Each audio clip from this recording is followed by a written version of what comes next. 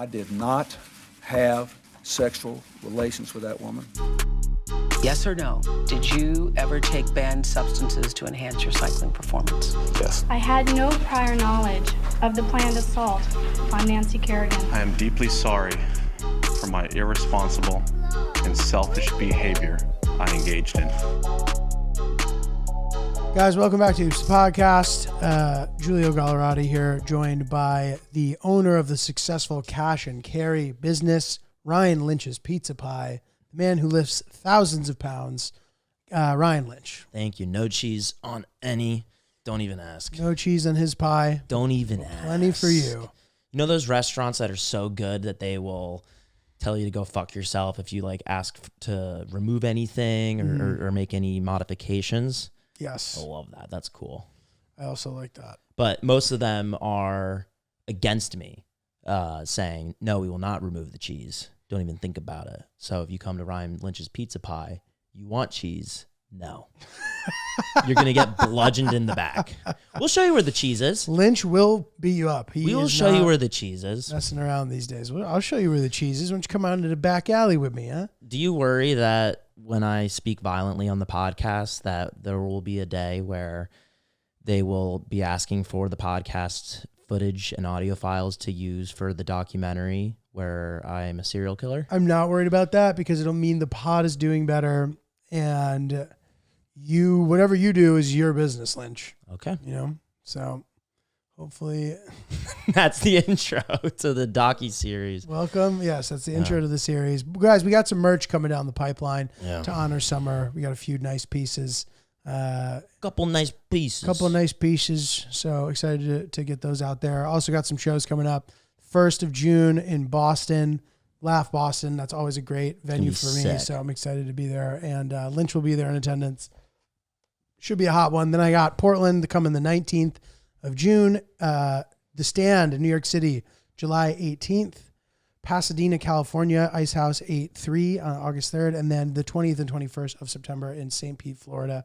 Come see a show. We love having you there. Not the Sit, not at the Hot House, at the Stand and at the Ice House. Correct. Bound Chicka Wow Wow. Bing chicka wow wow. Where's that from? Seinfeld? Bound Chicka Wow Wow? I don't actually know. I think it's a bing, ding, bing, bing, bing, bing, bing. Isn't that called a clav? Is that what that's I called? think that's what that synthesizer is called. Well, dude, I have a fun show recommendation. It's funny because this show itself is not a good show. It's like an old show, and the format is really corny and I'm like sold. Cable-y. But it's called The 72 Most Dangerous Places. Okay. And it basically just... Also, I haven't finished the series, but the measurement tool for what is dangerous or not dangerous is pretty sus, to be honest. It'll just like... It is. Like, it'll be like New York City, and then it'll just say the reason why is because of like Hurricane Sandy. That makes this one of the 72 most dangerous places to live on Earth. I'm like, bro, that's not that compelling to me. When did it come out? 2018, maybe 2019. But then it'll be like, so it'll be like places that are sort of prone to natural disasters will like be on the list. But a lot of the time it's like, all right, bro, well, this shit doesn't affect my day-to-day life. Or it'll talk about Tornado Alley, the most significant thunderstorms in the whole world. Like, that's like what the narrator sounds like. Mm-hmm. And there's really corny graphics too. It'll be like caution tape when they've like to show the person's name. And sirens? All sorts of shit, yeah. And, you know, tornadoes are really scary, and sometimes they do a lot of damage, but oftentimes it's more bark than they are bite. I think that as far as total damage done by natural disasters, I don't think the tornadoes come clear to being as devastating as serious hurricanes or, you know what I mean? Yeah. So, but they look scary, and I get that. But, like, just because a tornado is coming near you doesn't mean that you're going to be affected by it. Whereas, and maybe that makes it scarier to a degree. They are terrifying, tornadoes. But I don't know, dude. Yeah. Tell that to somebody that lost their home. Oh, to a tornado. Look, I'm sorry to whoever that is, and I'm sure that was absolutely terrible. I'm just talking about like statistics. Yeah. Like if you pull it up. Let's see if I'm right about this. Let's do. I'm trying to think what measurements can properly, like, let's say like amount of fiscal damage done by tornadoes versus hurricanes, like dollar wise. I'm serious. Like no, I know, but I'm just saying like that's quite a Google search. Okay, here we go. In 2023, tornadoes caused more than blank in damage in the United States. What do you think? This is a dollar amount. $30 million. 1.1 Million. billion. Oh, damn. That's a 200% increase from 2022, That's crazy. where tornadoes caused approximately Wait, you said 700 tornadoes. Yeah. Did you say whereas tornadoes, were you talking about hurricanes or tornadoes first? This is all tornado. Oh, but why did you say whereas tornadoes? I said whereas in 2022. Sorry. Whereas in 2022, tornadoes caused approximately $708 million in damage. That's a lot of fucking damage. Okay, let's see hurricane. Fuck yeah, Google AI. All right, Google AI is good, right? Yeah, according to a 2019 Congressional Budget Office report, the annual economic loss from hurricanes and storm-related flooding. Okay, so this is the caveat here is that this is only talking about the continental United States, and tornadoes only really happen in the continental United States. So I don't know if that's like, we'd have to think about how much damage hurricanes cause in total, not just in America. But what's the number in America? I'm not going to guess. 54 billion. Wow. With Okay, so I guess 34 it's still, billion going to households, 9 billion to commercial businesses, okay. So my theory still holds up here. and 12 billion to the public sector. That's only in America. Yes. Okay, so Gallerati's theory, I was worried there for a second, but The 2022 hurricane season, interesting order of how they relay this info. The 2022 hurricane season was the third most costly on record with 165 billion in damages, with Florida accounting for 116 billion of that. oh my God, dude, Jesus. Big chunk out of Florida. Okay, so that's my only point. That was the original point, is just that they make tornadoes. I feel like tornadoes are kind of like tarantulas. That is not a good comparison. I'm sorry. Tarantulas, I think, are like actually docile. Tornadoes are like snakes. Like, they suck if you get bitten by one, but like, what the fuck? Like, what are the odds you're going to get bitten by one? Mm-hmm. People live in Oklahoma for a reason. They're not afraid of the fucking tornadoes. If it was uninhabitable, people would move. Now, to Lynch's earlier point, if you've lost your house in a tornado, I'm very sorry. I'm sure that must be terrible and traumatic, and hopefully nobody died. And if they did, more sorry. But people still live there, right? Mm-hmm. And there's these memes of people like mowing their lawn in Kansas with like, or in Missouri with like the biggest tornado you've ever seen in the background. Yeah. You can't live your life afraid of the tornado. Right. It's very random. You see the videos of one house getting completely demolished, and then the next one's totally fine. Right. Hurricane exactly. Sandy is is the example that I can like identify with, that I remember. Like, my neighbor's house got fucked. Oh wait, but are you talking about tornadoes or hurricanes now? I'm talking about hurricanes, but I'm just saying in general. Right, right. But typically, tornadoes, though, hurricanes are more likely to do blanket damage. But that's Yeah. interesting. I didn't realize it was like that for Sandy. Sandy was bad in my town. Really? Yeah. New Jersey got crushed, right? I didn't go to school for 2 weeks. Jesus. I didn't have power in my home for 2 or 3 weeks. Did anybody in your town die? I think a couple. I think Jeez. 3. There was this is sad. When I was living in Hamden, Connecticut, we went for a drive. I forget where to, but we went to some small little burger shack, and we're talking to the guy that owns it, and somehow Sandy got brought up. This is probably 3 years after Sandy, and he talked about how this woman in Connecticut got caught in the middle of the storm, was grocery shopping. Her daughter was in the back seat. Here we go. And Trigger warning, guys. Trigger warning. I need one, and I don't even know the story yet. Yeah, and we might cut this, but the mother, she goes to run into the house, and then she comes back out to grab her daughter. I don't know why. It's just what happened, and a tree landed on the car and crushed the daughter, and she died. And she was like, This 3 or guy 4. knew the person. It was someone that lived in the town, small town in Connecticut. And so that was like a thing. Let's just hope there was some telephone phenomena. Got it wrong? Hopefully that story got more dramatic as it traveled, but I'm sure tragic stuff like that happened. That's super sad. It does. It's super sad. What? It does. It's super sexy. It is. Thanks, Lynch, for And bringing down the mood. Thanks for laughing at that. Real sad story. I remember my grandparents had a generator, and we lived at their place for 2-3 weeks. Wow. And the best thing about it, the time that it happened in 2011, you know, it was before smartphones were really that smart. So like it really was kind of like I got to be a kid. Really got to play. Didn't have we didn't have the TV because the cable lines were down. It was before streaming. It was a fun time. Nice. Yeah, you end up playing a lot of bunco. A lot of bunko, whatever that is. Yeah, a lot of bunko. A lot of hopefully card the games. priest didn't show up this time, though, No. to bless the house and tell you how the Lord works in mysterious ways. Oh God. The Holy Spirit. Well, dude, so Tornado Alley, which is in sort of like the plains and the Midwest. It's like northern Texas, Oklahoma, Kansas, part like western Iowa, a little bit of South Dakota. I think that's most of it. Maybe it's a little bit of Missouri and a little bit of eastern Colorado. Oh, and Nebraska. This is called something too. It's like Abby's Alley or something. Yeah, see this? What is that? Dixie. Dixie Alley. Okay. Dixie. Vic and I just finished the OJ documentary. Oh, he's great, huh? He's very charming. Yeah. He was very charming. I didn't know the story. That's why we watched it. He died. When someone dies, you usually, if you missed out on something, you go back and watch it. And it was crazy how much Riz he had. I guess you weren't even alive when that all happened, right? No, early 90s. 1994, I think, right? Yeah. But just crazy how he got away with it.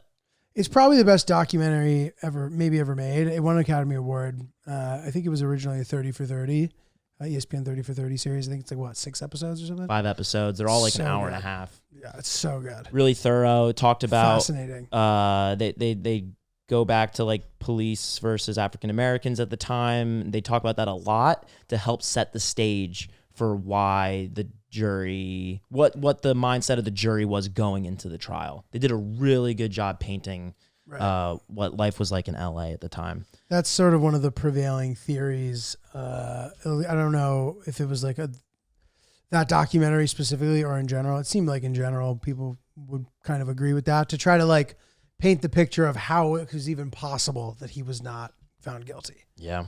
And they take that into account. So Yeah, but he had so much charisma. yeah, the juice, dude. The juice. Everybody loved him.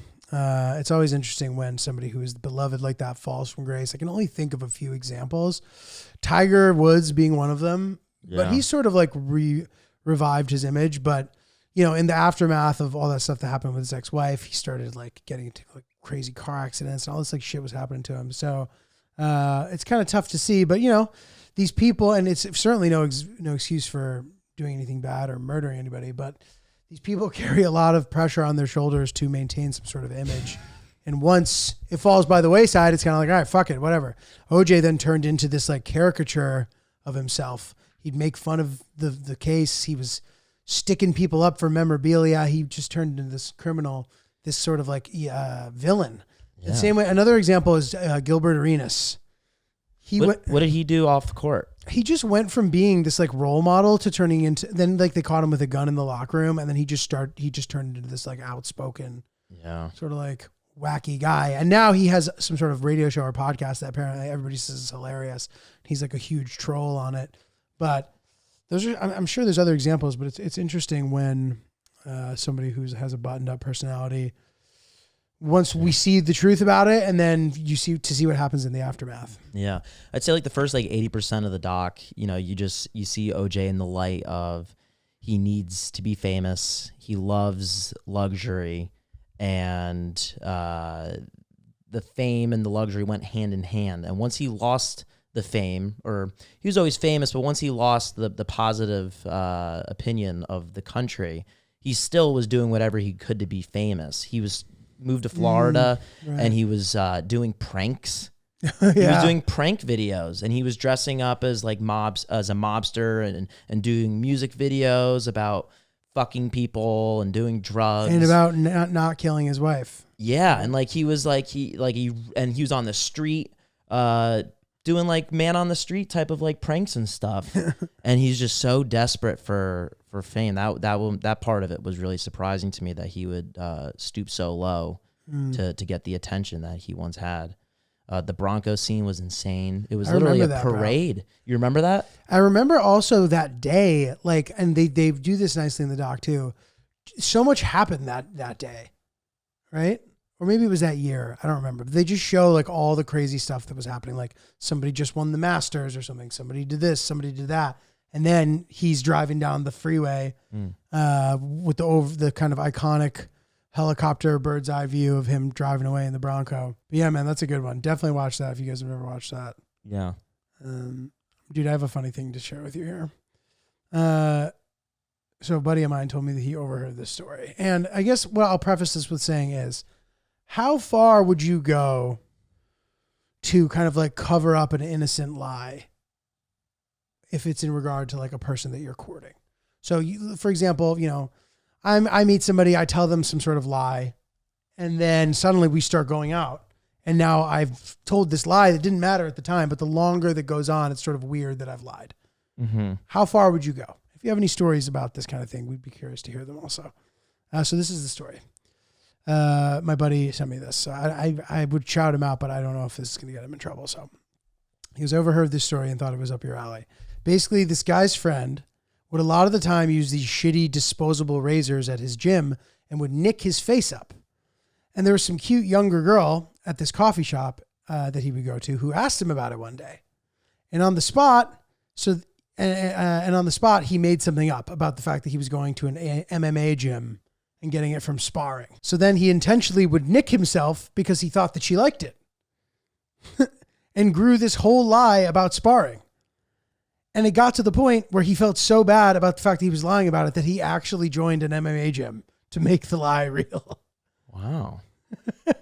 that worked out. I guess. And it's unclear if this guy ever ended up going out with this girl or anything, but it's honestly a good way to do it. He's laundering a lie. Mm-hmm. Back to the money laundering conversation. If he made it up and then he started actually going, I'd say that's the mark of a guy with a good conscience. I'd say that you're in the clear after that. You're in the clear. It's like not even lying if he ends up doing it. It's like a pre-truth. Yeah, it's okay. That's okay. It's like a pre-truth. It is. I like that move, dude. I mean, but like if you can't. It'd be weird. It's weird to lie. Sometimes you do lie, like a little lie. Sometimes you just do it and you don't even know why you do it. So this is the thing. If he ends up getting married to her, he can then tell her, and that's like a fun thing to share. Then you have like a cute story. You tell it on the altar when you're doing your vows, or whatever, whenever is appropriate. So I don't know. It seems like innocent fun to me, Lynch. That one's innocent. I'm trying to think of like a lie that would make you think. Like, what if he lied about being a vegetarian? That's the kind of, like, that one's a little, I feel like that's a slight tier above the innocence of the sparring lie, where you'd have to ask yourself, can I trust this person? Why would they make up such an I feel like that's borderline egregious. Okay, so the only thing, you can just like change your mind. Yeah. Look up a bunch of things of why it's important for a man to eat meat or whatever, and then just cite those when you change. Mm-hmm. And that one, that's a weirder lie though. So that one you need to just never tell her. Yeah. And then actually the only problem is then when she's talking to your friends, she's like, yeah, like Josh used to be a vegetarian. And they're like, what? And he's like, dude. And he's like, oh yeah. They're like, no, Josh wins the national hot dog eating contest every single year. He's a competition eater. He's literally a competition meat eater. What a tangled web we weave. Yeah. I looked it up yesterday. This woman ate a pound and a half of mozzarella Jesus. in a minute and 2 seconds to Jesus. claim the Guinness Book of World Records on that. For the fat, I don't know. The most mozzarella eaten in a minute and 2 seconds. The fastest that a pound and a half of mozzarella could be eaten. Got it. She just swallowed it. Got it. That's crazy. I feel like that could kill you. Oh my God, that would kill me. I'd feel really shitty after that. Are you feeling hydrated lately? Do you feel like you hydrate enough? Like typically yes, but lately no, actually. Mm-hmm. but it's like sort of an anomaly. Like I intend to get back on track. Have you ever felt hydrated? You know, when people are like, I'm feeling really hydrated today. I don't understand what that means. Agreed, but I do know when I'm hydrated. All I know is that I feel better when I'm hydrated, even though I can't be like, I'm hydrated, I feel good. I just don't feel bad. Mm-hmm. If I'm not hydrated, I am just like, oh, this is not good for me. That's And a good point. The pee is the indication. That's true. Color of the pee. I feel like I've been drinking a lot of water lately, trying to be hydrated, and I've not felt hydrated for a couple of weeks now. And it's very it makes me feel very defeated. Are you taking anything? Sometimes supplements will make you not hydrated. I take creatine, but I drink a lot of water, at least what I think is a lot of water. Creatine makes you dehydrated, right? I know, but I drink at least 13 and a half cups of water a day, which is the recommended amount. On creatine? No, just in general. I might have to bump it up to 18 and a I half. think maybe, but I think I drink enough. I always think I drink enough water to not feel the way that I feel, but every time I swallow, it's like scratchy and it's dry and it's not. It's got to be from the creatine, dude. Maybe. Like that scratchy, dry mouth thing has to be from creatine. I hate it. It's Whether a or terrible not you feeling. are hydrated, which is interesting. But yeah, I mean, stay hydrated, folks. It's important. Mm-hmm. Dude, I had something happen in Starbucks the other day that is what people think would happen in New York, but I would argue is not something that actually happens in New York. Okay. Was this in New York? Yes. So it was like a quote New York moment, which I would argue is not actually a New York moment. They'll make it seem like it is, but like if you're walking around Manhattan, the chances of this happening, I would argue, are not high. I'm in Starbucks. I get up to the register to order. I order what I order. And the guy looks at me. He goes, "You ready for tonight, bro? I'm nervous." And he was referring to the Knicks game, to Knicks game 6 or something. And he just assumed that I knew what he was talking about. I happened to, but there was a chance that I would not have. I wasn't wearing a Knicks hat or anything. And I have a Knicks hat, but I was not wearing a Knicks hat. There was no indication that I know or care about that. But I was able to sort of participate. And then we talked chit chat. Oh, Brunson, we're talking about the players. And then that was it. But I feel like that would be like a New York One commercial or the beginning of like if the Knicks were to have won the championship, the Knicks championship video. Mm-hmm. And there'd be a newspaper, Game 7 tonight. Read all about it. Things that don't happen. We just don't live in that. It doesn't even matter if it's a New York moment. We don't live in that world anymore. That era is past us. The era of Community. 85th Street and step on it. Morning, father. Yeah, there's no community None of like that that shit. anymore. I mean, what is it? What exactly did he say to you? "Oh, you excited for tonight, bro?" He's like, "Oh, I'm nervous." Yeah, the assumption that in a It's world cute. where it is cute, and I love that. I'd love to live in a world like that. You and I both wish we could live in the 60s. Yeah. I don't actually wish that. Okay. Do you? Sometimes. Like pre-Vietnam War protesting 60s? Yeah. Morning, Marge. Yeah. Harold? Mary Sue, I'll see you at Lip Lock Lane. Yeah. Gary, Quarter Indiana. past 7. Gary, Indiana, when it was still Back when Gary was popping. roaring. Yeah. Yeah, I mean, to say something so generically and for you to just get what he's talking about without him needing to say it, we don't get that anymore. Right. Because Yeah, it's him saying, "I'm nervous." Maybe you watch a live streamer late at night and he has a big video that's coming out and you don't necessarily know what he's talking about. Right, exactly. There's no context. And I get why, it wasn't like a crazy thing for him to do, but agreed. Like it's presumptuous and not in a bad way necessarily. You but just don't say things like dude, that. don't fucking do that again. Poor sweet man. But yeah, I mean, so that's an interesting thing too, because as a kid even, and maybe this is more true, like as you start to get further out from the epicenter of the city, like, if you're in like the Yankees, like I feel like you're more likely to walk around somebody who's like really into the Yankees if you're like in the more residential parts of the Bronx or Brooklyn, or like as you start getting deeper into these different parts of the city. But like, again, the World Series video, 1996 World Series video, I watched it a million times, and you get this idea like everybody's like running through the streets when the Yankees win the World Series. And to be honest, it's kind of not the case. And maybe it's because this is such a big city. So if you were to break down, it's the biggest city in America, population-wise, which I think the total population, can you look at the total metropolitan area? I want to say 8 million, 10 million. Of all 5 boroughs? Yeah. New York City population. What did you say? I said 8.5 million or 10 million. 8.3. Okay. This guy. This guy. This guy. Which, by the way, dude, we would not even be in the top I don't think the top 20 biggest cities in China. Or maybe it's top 10. But isn't that crazy? When you talk about population density? Yeah, there's over 30 million In what? in Shanghai. Yeah. And like, dude, like the number 10 city is a city you've never heard of is bigger than New York. Like, it's crazy. So anyway, maybe because there's so many people here, the raw amount of fans is larger. But I sort of am becoming partial to smaller market teams where people seem to be more excited about them when they do well. These are these cities that like have less, maybe have a little less going on. And when the teams do well, and I know I ranted about this a while back, but when the teams do well, it's nice for the city. Everybody's really excited about it. And I'm more likely these days to support that kind of team because, you know, it bums me out when the team with the most money and the best players and like nobody like is that engaged in it. Mm-hmm. And maybe I know baseball has declined a bit in popularity. They haven't really transitioned well into the social media era for some reason. Why is that? I'm very biased on that because I know the overarching narrative is that baseball is dying. But what I've seen over the last 2 or 3 years, they've shortened the games, which will help grow it. I think it just takes time. But I think, I guess people just don't have the attention span.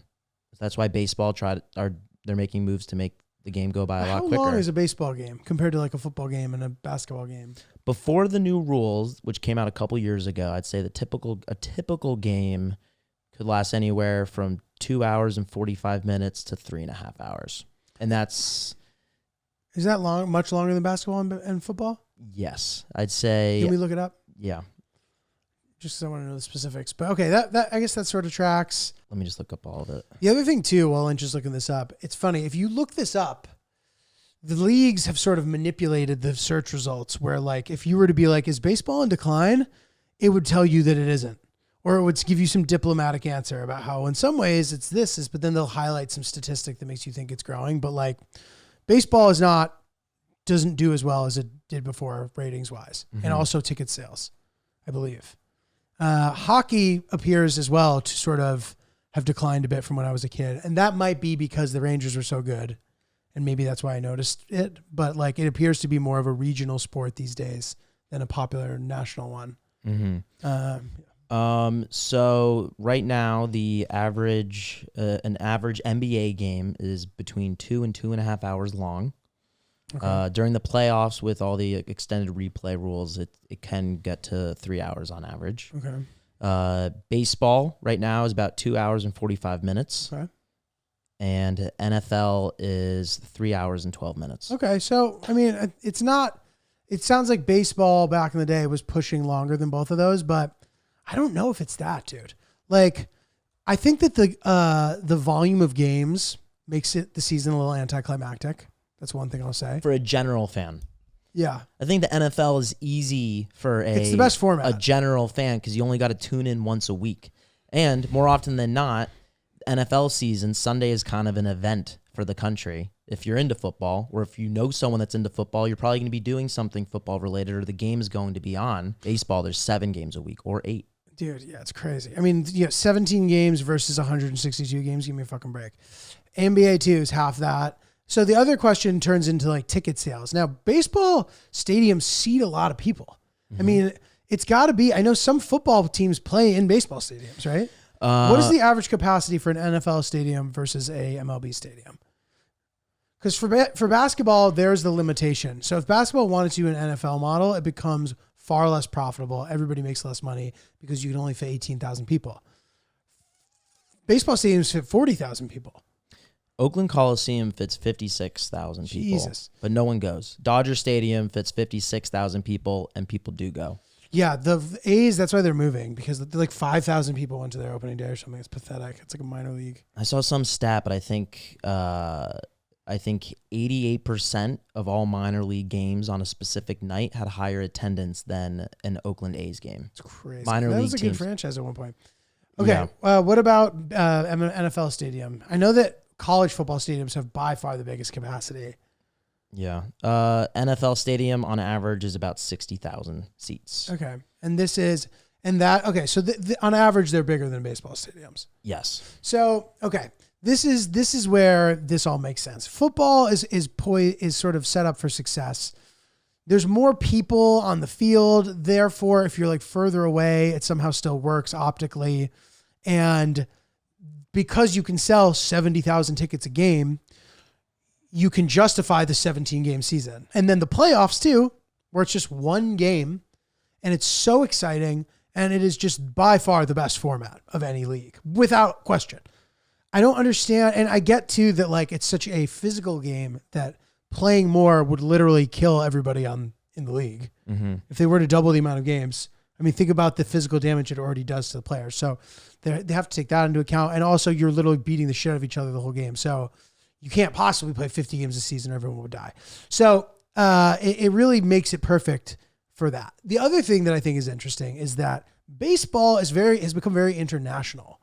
There's a lot of guys who don't speak English that well. A lot.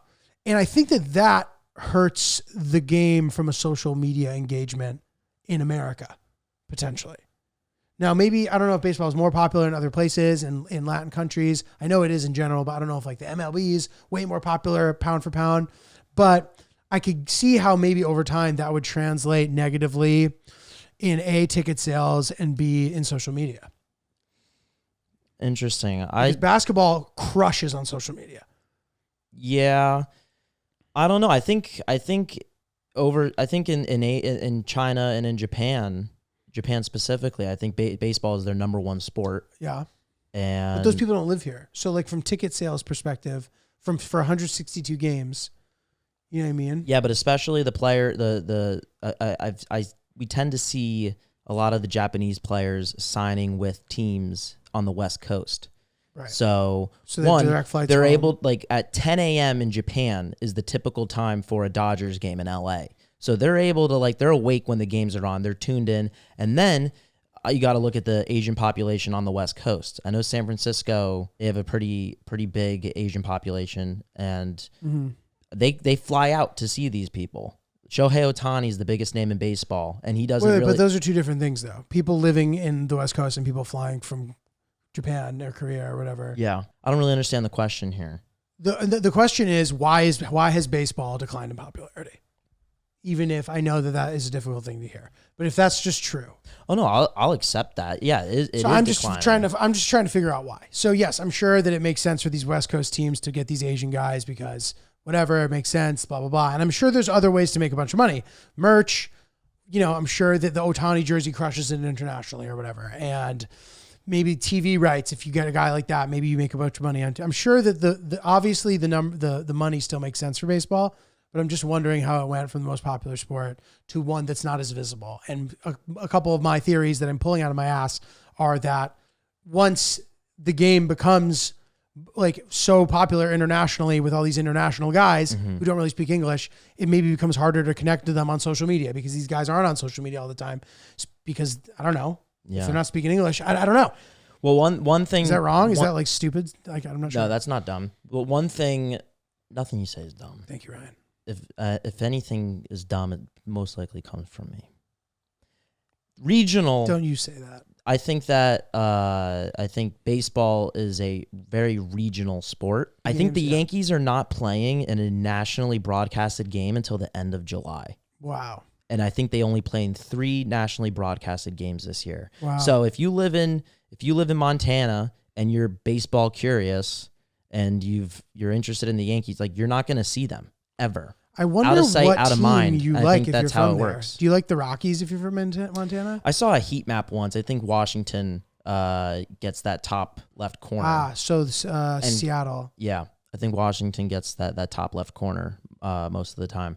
But it's like out of sight, out of mind. I think that's also what it is. Most of the broadcasts are just within the area of where the team plays. And so... Why is that? There aren't national broadcasts every week? There is on ESPN. There's one. Is that less than before? I think it's as many as before. Baseball Tonight?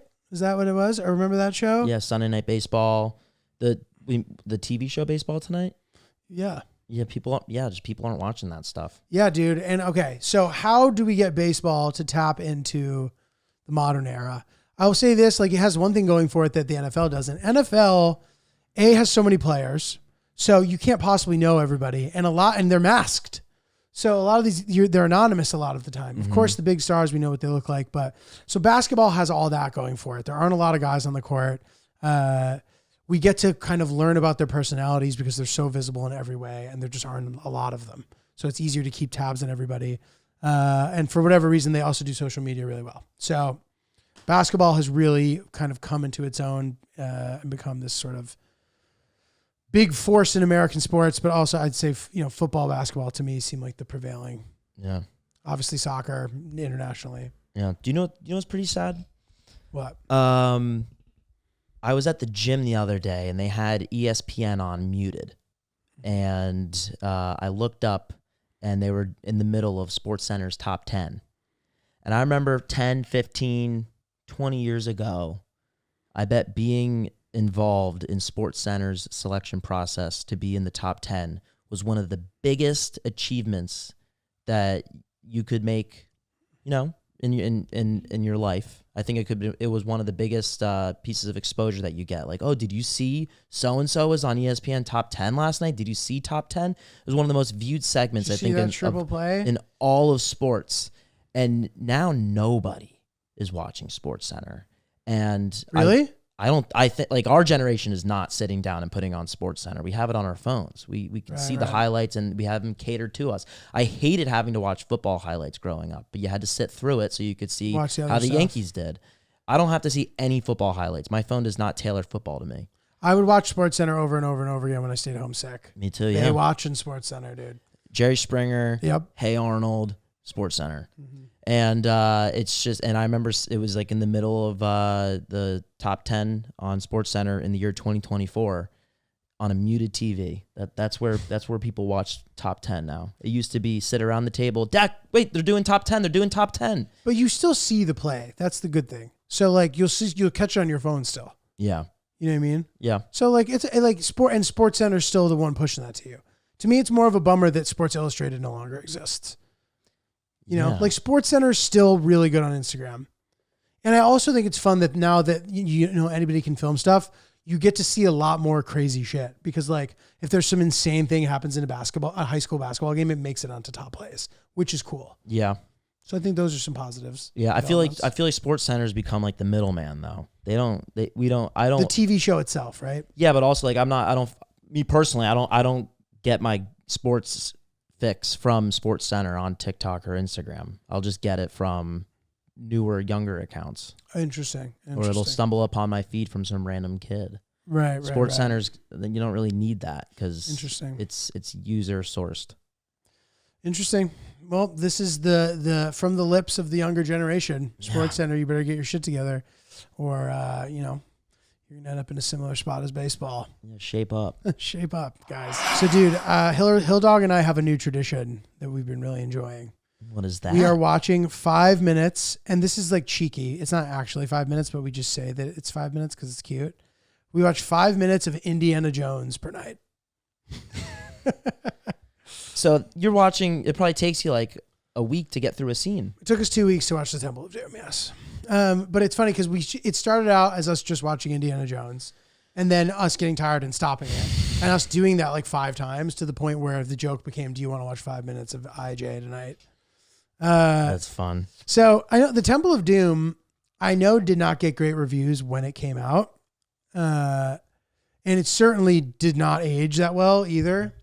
So a combination of whatever the problem was then, and then, add all the corny action stuff and the fact that Indiana Jones is sort of an annoying protagonist. He is a know-it-all. He speaks every language and he's not embarrassed to sort of show it. He wears stupid shit. He has a whip that's like very lame in my opinion. And he's just kind of an annoying character. I still love Indiana Jones. I love the Temple of Doom. And I think it's sort of like it's without a doubt like a hokey movie. Like you kind of will enjoy it ironically at this point, but there's also some really good shit about it. Like Harrison Ford is such a good leading man that like it's nowhere near as bad as it could be. Mm-hmm. Now at the time they said that it was like racist, unnecessarily dark. Like they were used to kind of Spielberg and George Lucas stuff being more accessible for all ages. And like they were upset about how dark it was. But I think that all that stuff makes it kind of cool. And I also think the bad guy's really good. It's definitely worth watching if you haven't watched it. It'll be entertaining in some capacity, whether you think it's stupid or funny or fun. There's just like good stuff happening in it. And yeah, I recommend checking it out. I'll throw it on. I haven't seen them since I saw them all once within like a month as a very young child. Yeah, like I could recite the entire Temple of Doom to you. Probably my brother and I. This is another example of being a kid. We looked forward to going to my uncle's house every Christmas because he had Temple of Doom on VHS.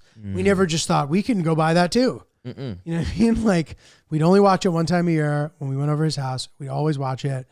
And, you know, there's some iconic moments for me. It's just funny to me that like the one Indiana Jones movie that I'm familiar with is the one that everyone thinks sucks.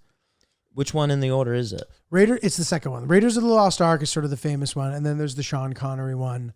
The Last Crusade, and then there's the new ones that I haven't watched. I haven't watched the two new ones, but I couldn't really tell you what happened in The Last Crusade or Raiders of the Lost Ark. We just restarted Raiders of the Lost Ark last night, and yeah, it's funny to watch it with Hill Dog. We just sit there and we like laugh, but then we like keep watching it. You know what I mean? That's how it is. Victoria is always throwing on Grey's Anatomy, and I'll be like, "Oh, this stupid show." And then 3 minutes later, I'm sitting on the couch now, scrolling on my phone, looking up and being like, "Wait, where's Meredith?" Oh, you're into it. Yeah. And then 5 more minutes later, she's in the bathroom. And I'm like, "Do I need to pause it?" She'll get me. Yeah, Hill Dog's two shows that she watches are Gilmore Girls and Barefoot Contessa. Barefoot Contessa, I like when I'm in the mood for it. Gilmore Girls, I've not quite gotten into, but I'm starting to become more familiar with the characters. Yeah. Yeah, Grey's Anatomy and the Kardashians. Those are the two. The shows. Oh, I gotta tell you about this, Please. dude. Did you used to on Saturday night? I was at my friend's house and we threw on YouTube. We're watching old TV shows from MTV. Do you remember? I'm sure you do. Parental Control. That may have been like I may have been in college for that show, which means that I did not watch that show. What do you know what year it's from? I think I feel like 2005. Yeah, I was in college. Everything before that, I would have known about. Once I got to college, I first didn't have a TV for a couple of years. Then I maybe had cable. I don't think I think I had TV. 2006 to 2010. Yeah, dude, exactly. TV show, highly recommend it. The way they edit it is it's perfect brain rot television. It's a mother and a father, and their daughter or son is dating a boyfriend or girlfriend who's an absolute asshole. And it's real? And I think it's all fake, but it's shot like a reality show. And the son or daughter goes on a date with two other people that the parents pick. And then at the end, the son or daughter has to decide whether or not they want to stay with their significant other or one of the two people that their parents picked. And while they're on the dates, the boyfriend or girlfriend is sitting with the parents watching the date, and their commentary is some of the best television that you could ever watch. 20-minute episodes. I'm familiar with the concept, but I need to watch some of that. They say the most you can't say that today shit. Oh yeah, like when they're doing the profile of the guy. Oh yeah. He's like, I'm this, I do this. It's like some insane shit. Right? My daughter's dating Jeremy and he hits her and you're like they say the most terrible things about each other that you would be shocked made it to air. And it's good entertainment. You want to hear something crazy? My show on MTV was in the same like time slot. So there was this other show, Money with Strangers, that was either after it or there was like one other show after it. There's a couple shows around it, but Ridiculousness was in the same block. Really? Which is crazy because that show's still on. Yeah. 12 years later or something. Isn't the stage like a computer? I don't know, but he's like playing videos and like online videos that people make fun of. Yeah. But yeah, dude, crazy. That's great. So anyway, watch some old TV. I think that's the moral of the story for this episode. It could be fun. Yeah. We got a dream here that we can read. Thank you for sending this. We got an email? Yeah, this dream's kind of random, but it's also relatable. So, I'm a starry-eyed engineer who, with much delusion, thinks that I would be a lot of fun on a podcast, as I'm sure any other idiot like me would falsely believe. That's a hilarious thing to tap into. And it's true, by the way. People are like, oh, you should have a podcast. It's like, should you? I don't know. Anyway, so the other night I'm having a dream where I work at Barstool and I'm new and we're playing a company softball game. This is like a classic anxiety dream. I'm playing second and Pat from Out and About, that's a show on Barstool, is on first. The ball comes to me and instead of throwing it, I trot to first and step on the base. Instantly, Pat turns cold and I know I fucked up. He doesn't talk to me for the rest of the game and everyone at the company is turning on me. I didn't mean anything by it. I was just right beside first. I woke up out of breath and panicking because of this, and I was shook all morning.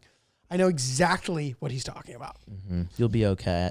You do something in a dream that makes no sense, and everyone's mad at you. And for whatever reason in the dream, you're not able to be like, I'm not wrong. Why is everyone gaslighting me? You just accept the fact that you must not be realizing what you did was wrong, and everybody hates you, and you freak out. Yeah. I hate dreams like that. And sometimes that dream goes on a couple hours after that incident, and you're really sitting in that shame until you finally wake up and realize it's a dream. So yeah, so you mean like when you're sort of half awake? No, I mean like in a dream where you like, let's say in this The situation, dream progresses. everyone hates his guts, and then in his dream, his reality is going to work for a full fucking week, Right. where tons of terrible stuff happens, or he's Right. filled with anxiety for a full week, even though it's Yeah. just a couple hours of you sleeping. That is sort of the doom cycle of those kind of dreams. So like if one bad thing happens, chances are you're going to just be running away from people. You're on this like never ending adventure and crusade where time is crawling and you are escaping the scorn of everyone as well as possible physical harm. Yeah. You've become Indiana Jones. Yeah. You're leaping over pits of snakes.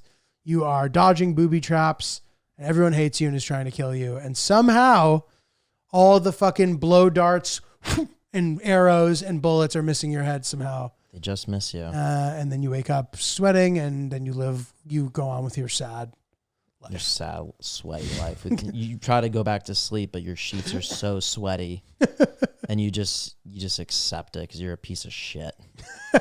And you're like, I deserve this. I deserved it. I had a dream a couple nights ago where I was like, I didn't even kill anybody, but I was accused of killing someone. So then I believed that I woke up like in the middle of a story. And I don't know what happened at the beginning. All I know is my dad was like, you gotta get out of here. And I was like, fuck, what's going on? And the whole dream, I just like am living in a reality where I'm like, I'm going to jail. I'm never going to see my Nana again. Like, this is the worst thing. Like, my life is over. I don't know what I did, but I obviously did something bad. And then you wake up and then you feel like such an idiot. And you're just like, oh, of course I didn't do anything. It's so I'm relieved when I feel that feeling. I'm like, oh, thank God that wasn't real. Yeah, I am too. But then I feel dumb. I feel dumb. I've had some bad dreams lately. We talked about dreams last week, and I had a dream where I chipped my tooth. After the tooth conversation? After the tooth conversation. And it was in my dream, it was a couple days before Vic's brother's wedding. And I was freaking out because I was like, I don't know how to get this fixed. It was like a front tooth. It was a front tooth. I chipped my tooth on a travel day. It was the day to travel up for the wedding, and I didn't know what to do. And then I woke up, fortunately, before I did anything. We need some very close dentist friends in our life. I think that's what we need. We do. We have a couple who listen to the pod, but they have specialized. They're either like in school still, or they have specialized tracks, or they just don't want to like have to fucking do dental work on us. Yeah, which is also understandable. That must be annoying. But I really that's a really good person to know, a dentist. Yeah, let us know if you're a dentist. If you want to be our dentists, please let us know. Gucci. All right. Send us your Turkey of the Week submissions. Send us emails with your dreams or your stories or threats, whatever you want to send at oopsthepodcast@gmail.com. He's not Julio. I'm Ryan is really polite. That's it. Come check us out. Peace.